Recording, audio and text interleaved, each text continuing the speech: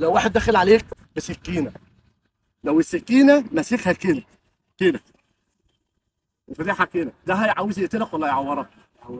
ايه؟ عاوز يعورك. طب لو مسكها كده عايز ايه؟ يقتلك. يبقى الوينج وهو داخل ببطن رجله كده حاجه، او هو رايح بقى سبرنت حاجه تانيه خالص. لازم تعرف الاختلاف ما بين الاثنين. لو انا داخل بسرعتي كده، بسرعتي، انت هتعمل ايه؟ ولو انا داخل مهدي بطن رجلي كده هتعمل ايه؟ هل الاثنين زي بعض؟ حلو. طالما الاثنين مش زي بعض يبقى انت هتعمل حاجه مختلفه في دي وحاجه مختلفه في دي كواجب دفاعي. يبقى لو انا داخل بسرعتي هتعمل حاجه من الاثنين. لو حاجه انا داخل على الخط كده فده حاجه مصلحه ليك.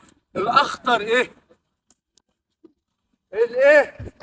اللي جوه. يبقى انت الوينج اللي هيدخل عليك بسرعته هيعمل حاجتين، يا تخرجه على الخط ودي مصلحه ليك، يا الحاجه الثانيه هيقطم لجوه، ولو قطم لجوه ايه اللي هيحصل؟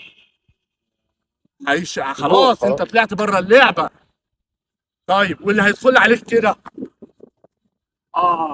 هنا بقى طالما الوينج بيعمل كده يبقى هو مش محضر في دماغه قرار يعمله. هو بيعمل كده اللي هو ايه؟ يا هيعدي منك، يا حد يا الباك يعمل اوفرلاب من وراه ويعمل له باص، يا يعدي منك، يا يعمل مهاره. دي بقى حلوه دي. يبقى انا هخش عليه في الوضعيه دي وهو عامل كده لازم اعمل له ايه؟ فهو هياخد قرار فانت تقوم كابس عليه. اهو اهو بس كده.